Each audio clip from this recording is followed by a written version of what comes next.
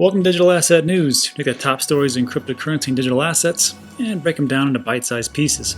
Today, great stories. First up, Wright produces documents for the third Tulip Trust in case with Climate Estate, and Bitcoin pumps 28%, which I don't understand.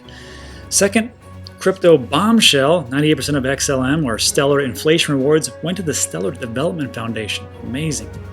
And finally, Ripple CEO Bradley Garlinghouse and why XRP is not a security, and the impending upcoming date to see if this lawsuit is going to be dismissed or go ahead as far as XRP being a security, which will be Wednesday, January 15th. Okay, before we get all the articles and everything else, let's do what we said we were going to do, which is look for scams. So real quick, I'm going to find a scam.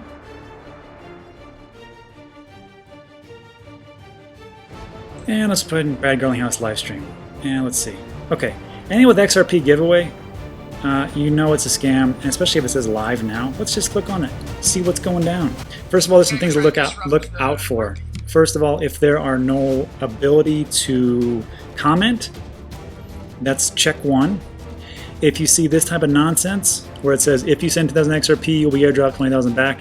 Anything that says you get more than if you give is a red flag. So if you see anything like that, no one's doing that. No one likes you that much. They don't know you. You're not going to get it. So if you ever see this, this is where you have to report. Okay. And also, yes, there are some other YouTubers that will say, hey, subscribe to my channel. I'm giving away 100 XRP, right? That makes sense. They're asking you to subscribe. You do something and then they give away a little bit. They're not asking you to give them money. So I need you to get that in your head right now. Nobody is giving you anything for what you are going to give them. So if you have to give them some type of money, digital asset, cryptocurrency, they are not going to give you more. Tit for tat, I guess you could say. So that is what you have to beat in your head, and it doesn't matter if you see something like where it says, if there was a comment section, some of them actually do. If it says digital, if it has my title, Digital Asset News, and I say, yeah, they gave me one Bitcoin back and I only sent half a Bitcoin, this is awesome, or anything else. I've heard they do that kind of nonsense. They will actually sign up as some other entity, and they will pretend to be like Data Dash, right? Some big huge YouTuber, and they'll say Data Dash, like, yeah, it works. No, that's not how it works. It's so easy to sign up for a YouTube account. You just sign up, you upload your logo, and off you go. There's no KYC. This is no banking, which is why I'm really upset with YouTube and how poorly they do this. So now look, if I report this, first of all, thumbs down, report. It's spam or misleading. Choose one. It's a scam or a fraud. No. Next. And I'm going to say, this is a scam. Please remove. Now look, if I say this, if I do this, I'm only one person. I'm just one small ant in the whole wheel, the whole cog, right? The cog of the machine. If you do it, that's two ants. We're great. If we have 1,000, 10,000, 100,000 ants all attacking this one video, not attacking, but reporting it, there is a greater chance it gets taken down, as opposed to someone just going, yeah, I think this is what it is, and maybe they get 10 spams or whatever else, and YouTube just drags their feet. If we get thousands upon thousands upon thousands, this type of nonsense goes away. And the reason why I'm doing this, because I did a poll, and 10% of people have been scammed out of money. So don't sit there high and mighty and be like, oh, well, this will never happen to me. It doesn't matter if you understand it. There's other people that you have to protect. Are you a sheep? Are you a sheepdog? Or are you a wolf? If you're a sheep, we have to protect those people. That's why we're sheepdogs. And if you're a wolf, you take advantage of people. I am hoping everybody in my community is more of a sheepdog, and we try to look out for each other. All right. So I'm not going to link this in the description. I'm not going to link this video in the description. I'm going to link a Google form. It's going to be called Scam of the Day in all caps. It's going to be the first or second thing after the description.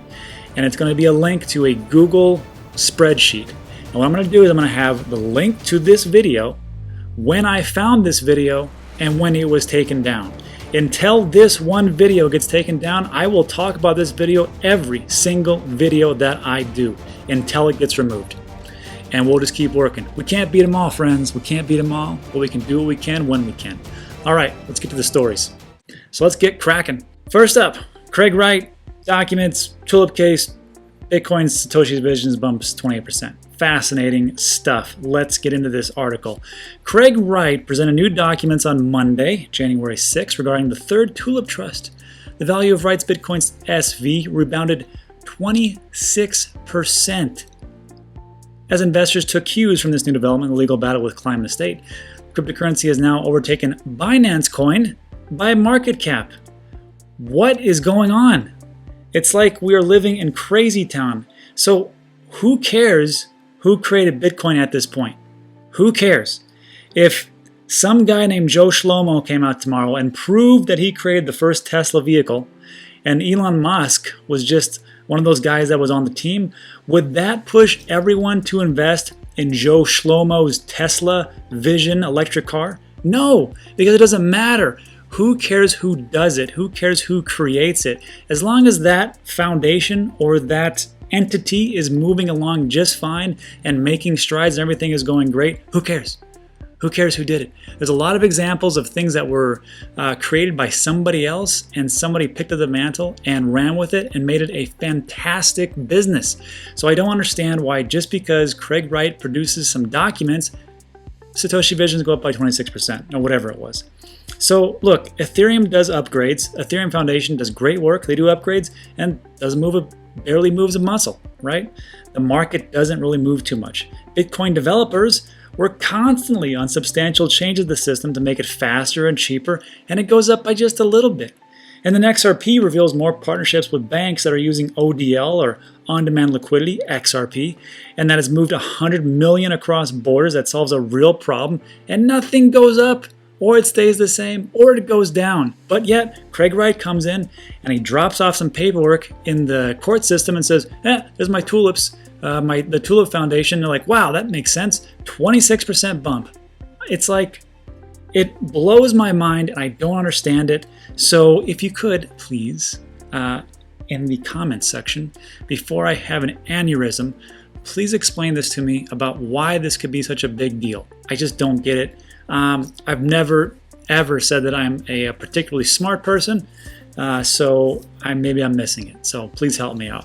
Next up, crypto bombshell. 98% of XLM inflation rewards went to the Stellar Development Foundation. Okay, so I used to invest in a Stellar and it really didn't do much. It didn't really move around. I couldn't really get behind the technology. I get what they're trying to do. They're trying to bank the unbanked, and they're trying to do great things around the world, but I just kind of saw it like as another Me Too.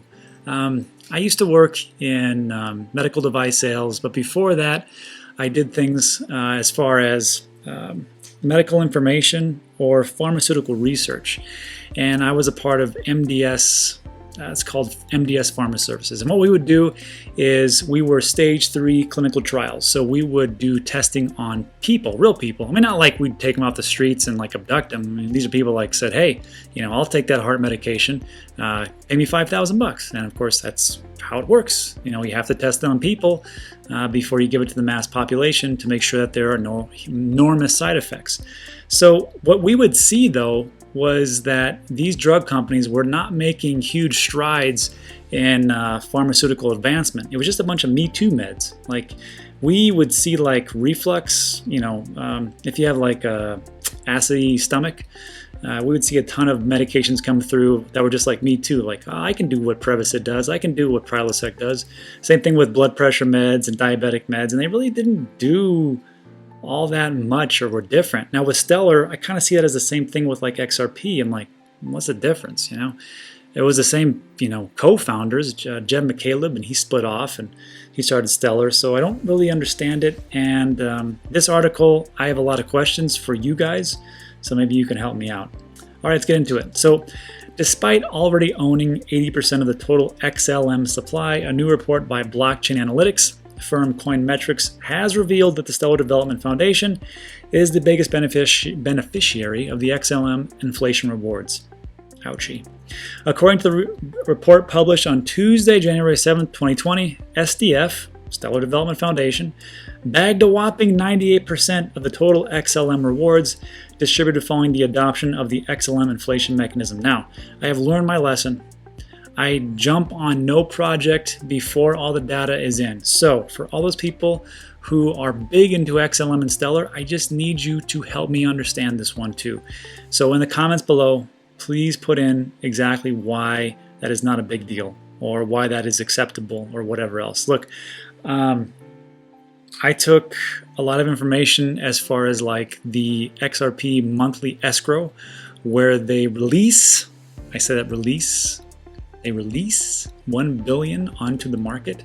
Sometimes they take it back up, sometimes they leave it there, but I took a lot of heat for when I did my video on that, and I've since learned that, look, that is an escrow. They cannot change that. It is a billion. Sometimes it stays there. Sometimes they pick it back up, but it helps for the ecosystem. Now, this kind of sounds like the same thing, but I don't really understand it.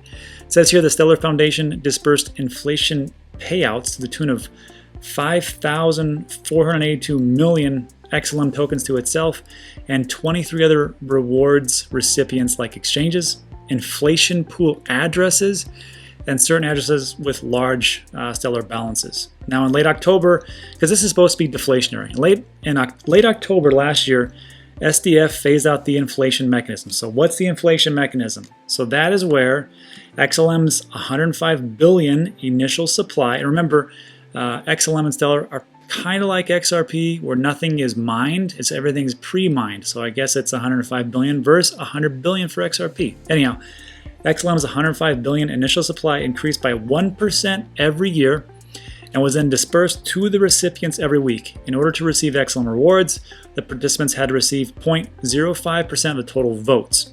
The share of rewards for the ones that got over 0.05% of the total votes was according to the number of votes they received. Great. The key assumption by the Stellar Development Foundation was that the holder would be motivated to donate their XLM inflation rewards to important projects in the Stellar ecosystem, subsequently boosting its continued growth. Okay, got it, makes sense. So we're going to give you the money back, but we're expecting you guys to invest that into the infrastructure to make everything big, because if you do that, we will grow as a community and the money will go up, or the price will go up. Everybody's happy. However, this incentivized mechanism failed terribly because some of the holders devised a way of receiving the rewards of forming pools. So, you die the hero or you live long enough to become the villain, I guess. This meant that holders would receive rewards without making any contribution to the growth of the Stellar network. Moreover, these rewards are basically distributed to XLM holders, making them have no tangible economic benefit. And then last paragraph, it says, receiving 98% of the inflation rewards does not paint a pretty picture for Stellar. I have to agree, bearing in mind that it already holds a huge percentage of all the available XLM tokens, just like its twin Ripple. Stellar has taken a lot of heat regarding its decentralized status. So again, don't really understand XLM and Stellar.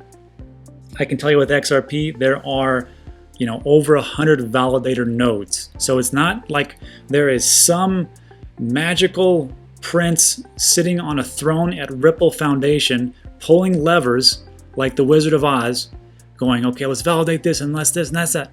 It's not how it goes. There's validators. They are decentralized. They are throughout. And so in that situation, there is a decentralization of XRP. Now with XLM, I don't know how it works, so please explain it to me in the comments section below.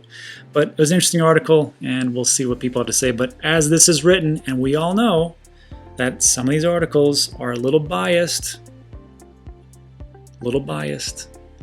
because of whatever reason. Now, as you know, these are my holdings. I make no bones about it. I'm as transparent as I possibly can. And, I'm a big holder of Bitcoin, Ethereum and XRP, Cardano, Chainlink, and EOS. So I try to be transparent as much as possible, so we'll go from there. I will just say like this, I can only read into the information that these articles give me, and we'll see what develops. All right, last up, Ripple CEO Brad Garlinghouse on why XRP is not a security, and this is a huge court case coming into effect and may be dismissed on Wednesday, and I'm going to tell you why I do not think that's going to happen. So, Ripple has long been embroiled in lawsuits. First of all, lawsuits plural. I wasn't aware of there's like multiple lawsuits going on at one time. I think this was it. Anyhow, regarding whether its digital asset XRP is a security or not. It's a good question to ask, right? In this lawsuit, a couple of investors filed charges against Ripple for selling them XRP as unregistered security, and they want to be refunded for the losses incurred. Ahead of the court hearing on January 15th, Ripple CEO Brad Garlinghouse explained why he believes XRP is not a security offering. So this is why. So speaking with CNBC, he went ahead to point out 3 major reasons why he thinks it's not. Here's the first one. He noted that XRP is independent to Ripple. There was a discussion where Brad Garlinghouse was, I think it was CNBC again, or maybe it was Yahoo Finance, but he said that he talks to his mom in Kansas, and his mom's always asking him, just like everybody's mom asks, "How you doing? Everything good? How's work?" And she's, always asks the same question, like, "What do you do?" Which is the same thing my mom always asks me. "What do you do?" "Well, Mom, I have an online education platform for nurses, and I help them pass their clinical tests, and I do things with my charity foundation to help with kids, and I also, sell things on Amazon." "Well, that's nice," or whatever. So, not to get off topic, Brad's like, hey, he tells his mom, "Mom, this is what I do." And the basic thing, he goes, "We are a software company that sells software to banks." Done. Okay. So if Ripple's a software company, which I believe it is, then XRP is independent of that. If Ripple shuts down tomorrow, if it blows up, don't want that to happen, but I'm just saying if something happens to all of the Ripple offices throughout the entire world, XRP will still continue to function without them, with or without them. So it is independent of Ripple. Next part. Well, this, according to Garlinghouse, is because XRP is completely independent. Okay. Oh yeah. And secondly, that's where I was trying to go to. Secondly, Garlinghouse explained that investors do not acquire ownership rights in Ripple after they buy XRP tokens. Again, Ripple was just a software company to banks. XRP is on-demand liquidity, and it helps to reduce costs, reduce friction, and save the smaller banks a lot of money. In simple terms, purchasing XRP token does not automatically mean owning equity shares in Ripple. Now, I'm going to, not to get in the weeds, because I'm sure there's some, as you're watching this, there's always going to be some armchair lawyer who is like, "Well, it is a security because of this, this, and this." I don't care. I don't care. I don't know what it's going to come to, but I will say stuff like this. Do people acquire rights in Exxon if they buy oil? No, because Exxon is a engineering and drilling company, and it's not the oil itself. Same thing with Ripple. That's how I see it.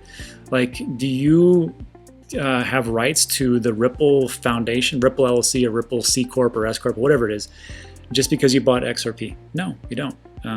It's just independent of each other. One is a software company, and one is on-demand liquidity in a blockchain. That's how I see it. I could be wrong, but it's not for me to decide. I mean, we can debate it all day long, but really what it's going to come down to is the court cases. So nevertheless, Garlinghouse outlined the third reason that explains why XRP is not a security. Its utility. Ripple execs have on multiple occasions said that XRP is not an investment. Instead, it's a bridge currency that helps financial institutions conduct cross-border payments. For Garlinghouse, this does not fit the description of a security. And he states here, XRP has a lot of utility, and so to me, it's quite different than what a security looks like, and I think ultimately we'll find that conclusion. Of course, that's what he's hoping for. I don't think on Wednesday it's going to happen. I'm going to explain that in a little bit. But yeah, that one statement here, bridge currency, that's important to note, because there's been a lot of articles out there that says that 2020 is going to be the year of CBDCs, central bank digital coins, or commercial bank digital coins, however you want to categorize it. So if they're all on their own centralized ledger, if you got like JP Morgan coin talking to a Wells Fargo coin, something has to bridge those two, right? Or if you have the Central Bank of France trying to talk to the Central Bank of Spain on their different ledgers. Something has to be a bridge currency.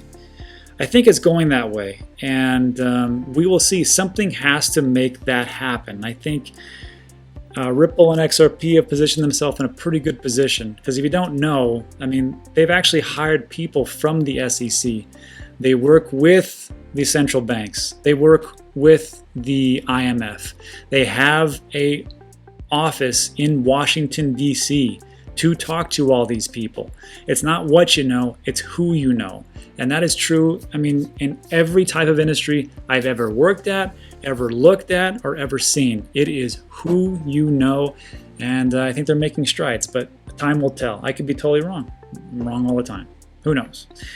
Anyhow, it says here, Ripple filed a motion to dismiss the case filed by Bradley, Chief District Judge of the U.S. District Court for the Northern District of California.